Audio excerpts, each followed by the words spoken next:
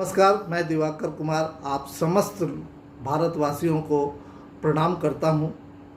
बड़े छोटे सबों को मेरा प्रणाम एवं प्यार। रक्षाबंधन आने वाला है। रक्षाबंधन की आप सबों को ढेर सारी शुभकामनाएं। रक्षाबंधन प्रेम और सौहार्द का त्यौहार है। हमारा सनातन धर्म ही पूरा प्रेम और सौहार्द पर टिका हुआ एक धर्म है। इसमें हर कोई एक दूसरे पर समर्पित और एक दूसरे के लिए मर मिटता है।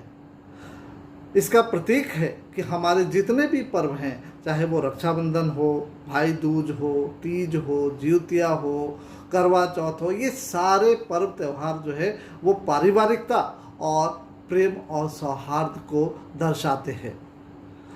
परंतु आज के परिप्रेक्ष्य में हम पाश्चात्य की ओर चलते चले जा रहे हैं। हम न्यूक्लियर फैमिली की ओर चलते चले जा रहे हैं, जहां हमारा संयुक्त परिवार का रहा है, प्रचलन रहा है, जिसमें कि दादा दादी, चाचा चाची सब लोग एक साथ मिल करके एक त्यौहार मनाते थे और त्यौहार त्यौहार की तरह लगता था। सब लोग प्रेम और सौहार्द से मिल करके हंसते खेलते पर्व मनाते थे। परंतु आज हम इतने अलग हो गए हैं कि केवल माँ बाप बच्चे, आज तो कई लोगों के घर में केवल एक ही बच्चा है, वो संस्कार नहीं आ पाता, वो सुरक्षा नज़र नहीं आती, जिसका कि हमारा सनातन धर्म आधार है, जिसके कारण कि असुरक्षा भी बढ़ती चली जा रही है और हम एक दूसरे से दूर होते चले जा रहे हैं। पर्व त्यौहार हम मनाते हैं, परंतु वो प्यार, वो सौहार्द, वो समर्पण नहीं नजर आता। मैं एक कविता आपके सामने पेश कर रहा हूँ। ये कविता इस बात का प्रयास मात्र है कि हम लोगों के बीच में सौहार्द, प्रेम फिर से वापस आए। खास करके जो भाई भाई के बीच में आज का संबंध जो है वो ऐसा हो गया है कि एक दूसरे के दुश्मन बनते चले जा रहे हैं। भाई भाई से चिढ़ता है, भाई भाई से अलग रहता है, माँ बाप वृद्धाश्रम में रहते हैं और हम अपने बीवी और बच्चों के साथ में अपने आप को बहुत खुश मानते हैं। तो आइए, इस कविता के जरिए मैं आप लोगों के बीच एक संदेश देना चाहता हूँ कि हम फिर से क्यों नहीं उस सौहार्द को वापस लाएं। अगर ये कविता आपको पसंद आए तो आपसे अनुरोध है कि जितना ज़्यादा से ज़्यादा लाइक और शेयर कर सके, सब्सक्राइब कर सके, करके इसको औरों तक पहुंचाया जाए। तो चलिए, आप सबों के आशीर्वाद से मैं ये कविता का प्रारंभ करता हूँ। चलो ऐसा त्यौहार बनाएं, चलो एक ऐसा त्यौहार बनाएं जो भाइयों बीच प्यार बढ़ाए। रक्षाबंधन बहनें ही क्यों, भाई भी भाई को पहनाए। क्योंकि जब छोटे थे संग रहते थे, संग खाते थे, संग खेलते थे, एक दूजे के जान पे कुर्बा सदा सदा ही हम रहते थे। एक दूजे के जान पे कुर्बा सदा सदा ही हम करते थे।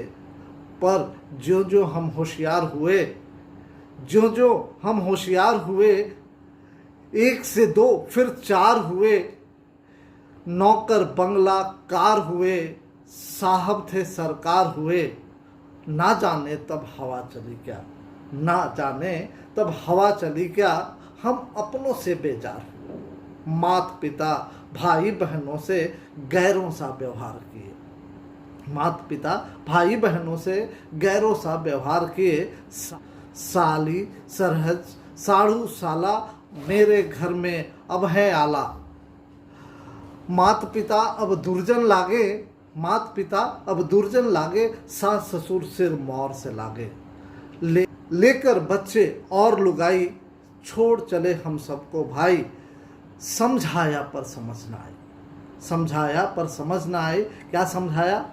आज भी हम एक जान है भाई, बहन तो पराई घर जाती है, बहन पराई घर जाती है, भाई से ताकत बढ़ती है, बहन पराई घर जाती है, भाई से ताकत बढ़ती है। जिस घर मिल भाई रहते, जिस घर में मिल भाई रहते, जीवन कटता हंसते हंसते। कुछ उनसे कुछ हमसे कहते, कुछ उनसे कुछ हमसे कहते, दुश्मन से हम डटकर लड़ते, दांत कटे की रोटी खाते। दांत कटे की रोटी का मतलब हम एक दूसरे के बिना रह नहीं सकते, हम एक दूसरे के बिना खा नहीं सकते, जी नहीं सकते। तो दांत कटे की रोटी खाते, मिलकर सब दुख दूर भगाते। भाई से भाई अलग करे जो, अलग करे जो, भाई भाई से ऐसी नौबत कभी ना आए। अलग करे जो भाई भाई से ऐसी नौबत कभी ना आए। जन्म जन्म ना भाई बिछड़े, ऐसा एक त्योहार बनाएं।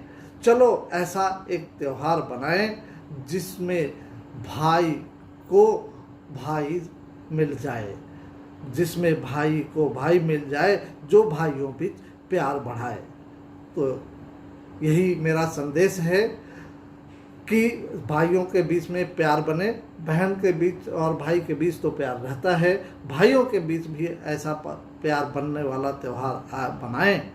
इसी भावना के साथ में मैं आपसे पुनः प्रार्थना करता हूँ कि अगर आपको एक संदेश लगता हो, एक प्रेरणा लगती हो इस कविता में, आपको पसंद आए, तो इसको ज़्यादा से ज़्यादा लाइक और शेयर करें।